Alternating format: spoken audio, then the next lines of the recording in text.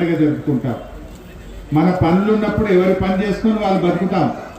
కానీ ఏదైనా ఒక పండగ జరిగితే అది బతుకమ్మ అయినా, దేవి నవరాత్రి ఉత్సవాలైనా, దసరా అయినా అందరూ ఒకటి అవుతారు. అదే భిన్నత్వంలో ఏకత్వం. అది భారతీయ సంస్కృతి యొక్క గొప్పతనం. మన భారతీయ సంస్కృతి అందుకే అందరూ అంటారు భిన్నత్వంలో ఏకత్వం, ఏకత్వంలో భిన్నత్వం అంటే ఇదే. కానీ ఇది చాలా గొప్పది. భావితరాలకు కూడా మనం దీన్ని అందించాలి.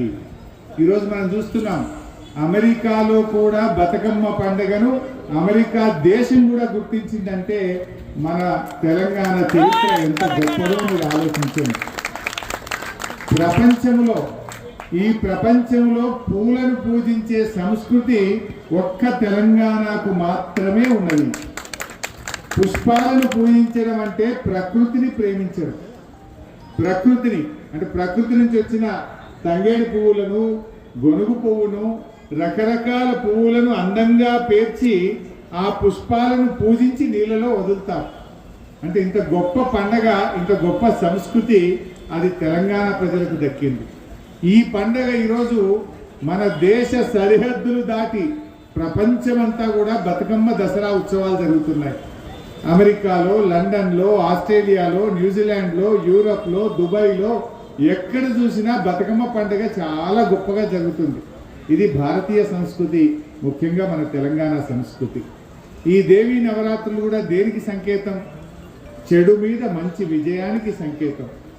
చెడును దూరం పారదోలి మరి మంచిని ముందుకు తీసుకుని నడిపోయేదే అమ్మవారు.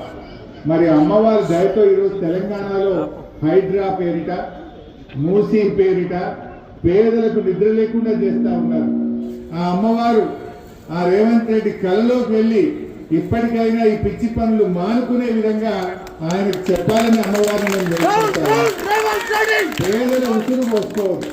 వీలైతే పేదలకు మంచి చేయి, పేదలకు సహాయం చేయి. కానీ హైడ్రా వచ్చిందంటే శనివారం, ఆదివారం పాపం ఎవరు నిద్రపోతలేరు, గుండెపోటుతో చనిపోయే పరిస్థితి వస్తుంది. నేను అమ్మవారిని వేడుకుంటా ఉన్నా, అమ్మ ఆయన కొంచెం సద్బుద్ధిని ప్రసాదించి మంచిగా మాట్లాడే పద్ధతిని ప్రసాదించమని ఆ అమ్మవారిని నేను వేడుకుంటా ఉన్నా. ఏదైనా జీవితంలో కొంతమందికి అవకాశాలు వస్తాయి, కానీ మంచి చెయ్యాలి. మన కేసీఆర్